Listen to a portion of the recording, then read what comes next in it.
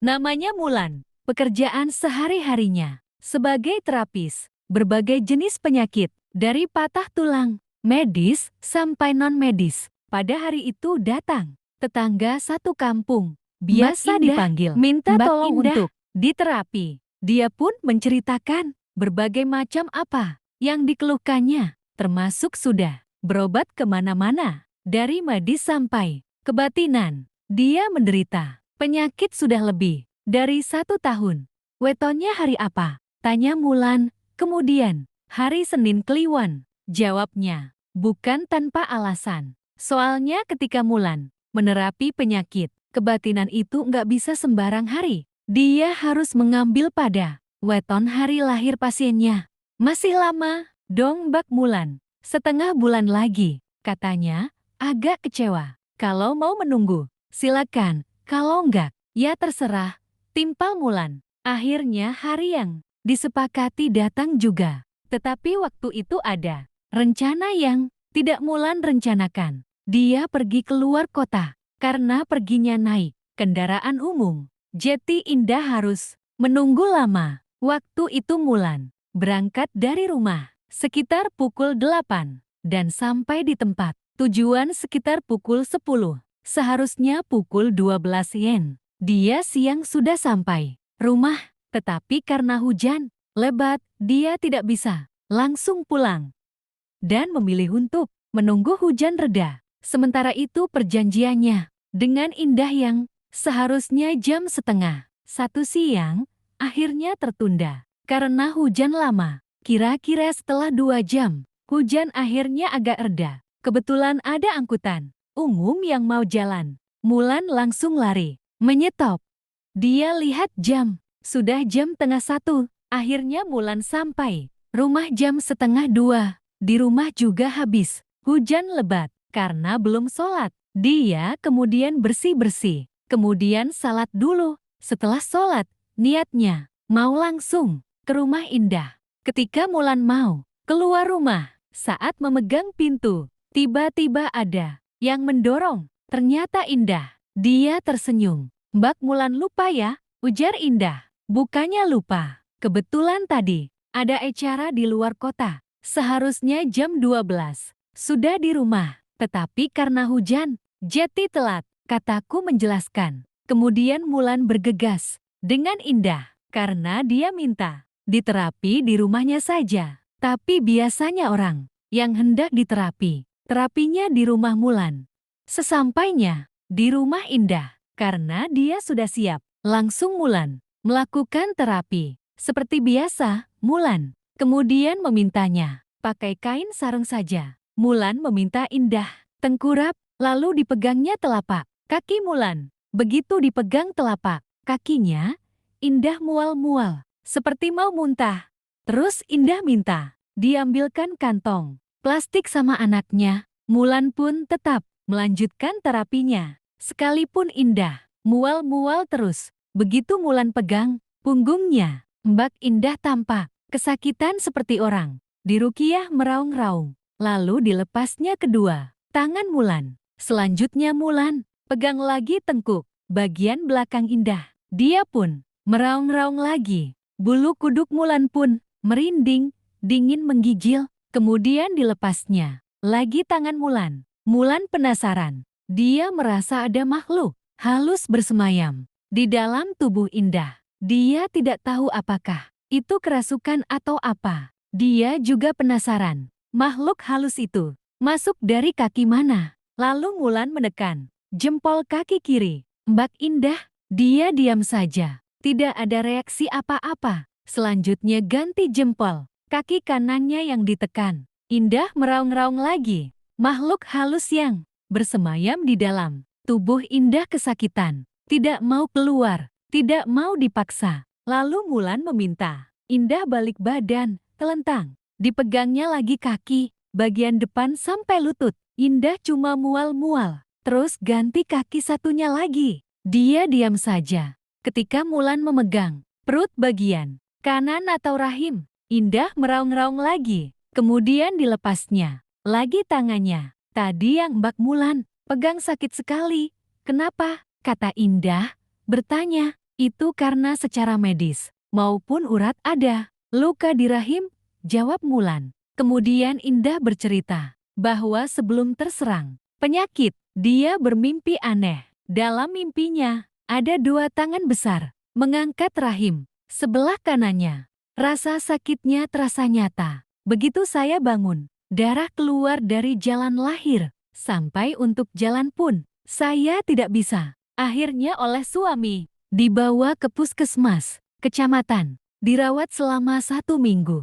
Sejak itu datanglah penyakit yang saya rasakan. Berarti sudah 1 tahun lebih. Terang Mbak Indah. Indah bercerita. Setelah kejadian itu, suaminya pun mulai mencari pengobatan dari medis hingga non-medis untuknya. Nihil, tetapi tetap saja tidak ada perubahan. Mulan melanjutkan terapi dari tangan kanan ke kiri. Indah mual-mual saja. Lalu disuruhnya Indah untuk duduk dan pegang dahinya, baru diusap. Indah langsung pingsan. Mulan bingung, kemudian memanggil suami Indah yang dari tadi sengaja menunggu di ruang makan. Biasa kalau dia dipegang sama orang yang di tubuhnya ada hodam, akan seperti itu. Sudah 10 kali, 11 ini seperti itu. Terus ini gimana Mbak? Kata suami Indah. Ya sudah, Bapak kan ustaz. Terus bacain tahlil atau yasin, pesan Mulan ke suami Indah. Kemudian Mulan menyerahkan segelas air ke suami Indah untuk dibacakan doa. Suami Indah pun dia mulai membacakan doa. Setelah dibacakan doa, dia usapkan air itu ke ubun-ubun istrinya. Mata Indah terpejam, tetapi air matanya keluar terus-menerus seperti orang menangis. Kemudian suaminya membaca doa lagi, ditiupkan ke telinga kanan istrinya, lalu baca doa lagi dan ditiupkan ke telinga kiri istrinya. Bukannya sadar, Indah malah menunjuk-nunjuk ke arah Mulan.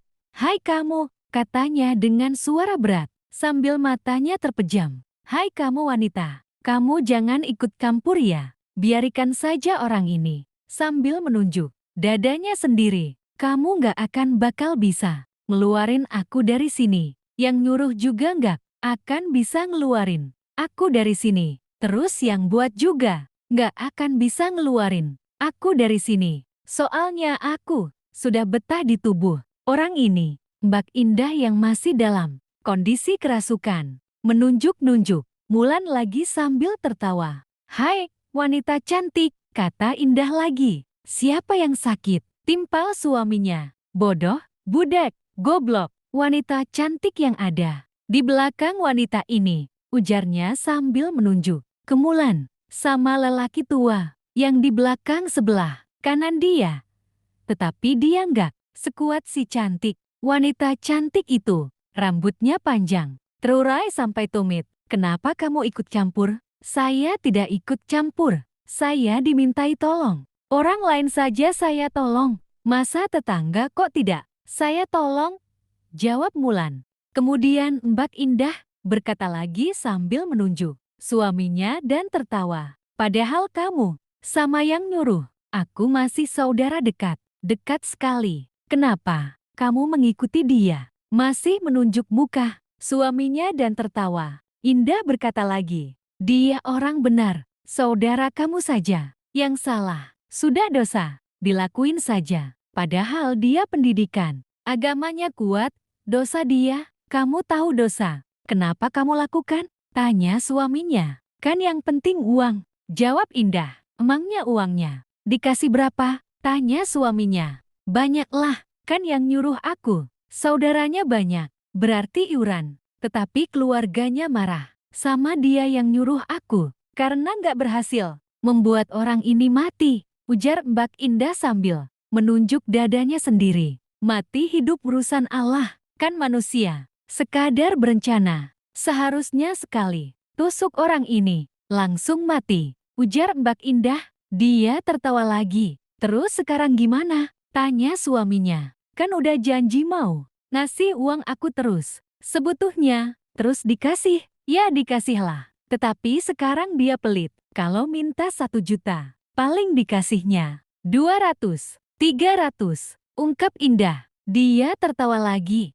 Nggak apa-apa sedikit yang penting dapat duit. Keluarga yang nyuruh aku. Itu emosinya besar semua. Yang paling parah nomor 5. Kan yang datang ke saya. Itu kakak adik yang satu nomor 5 dan nomor ke-11. Itu yang nomor 5. Paling parah. Dia suka ngomporin saudaranya. Akhirnya ya jati kayak gini, rumit dan ribet. Keluarga yang nyuruh aku, itu kejam sekali. Apalagi sama orang lain.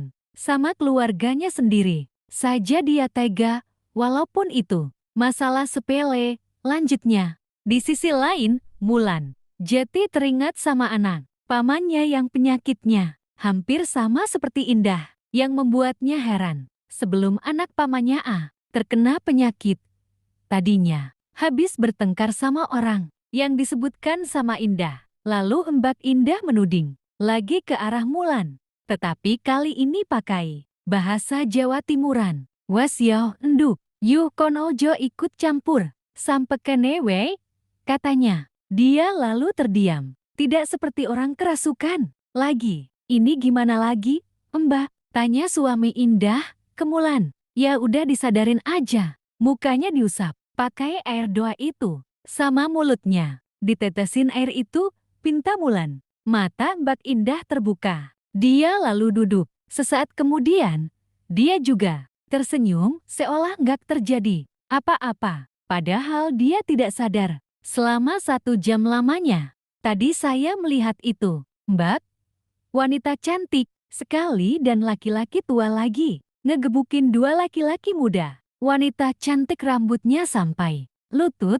Kalau laki-laki tua negah, sekuat wanita cantik. Kasihan 2 laki-laki. Itu terkapar. Cerita Mbak Indah, Mulan juga tahu. Banyak orang yang bilang, dirinya punya kodam. Pendamping laki-laki tua dan wanita cantik yang rambutnya panjang, terurai sampai lutut. Kalau dari orang sebelumnya yang mengobati, Indah yang dilihat oleh orang itu adalah makhluk halus sejenis genderuwo. Tetapi kalau yang dilihat Mulan, ada berbagai macam makhluk halus lebih dari 1. Kejadian itu terjadi sebelum Ramadan. Seharusnya Senin Kliwon ini 3 hari sehabis Lebaran. Mbak Indah minta diterapi lagi. Tetapi Mulan tidak berani karena ada ancaman.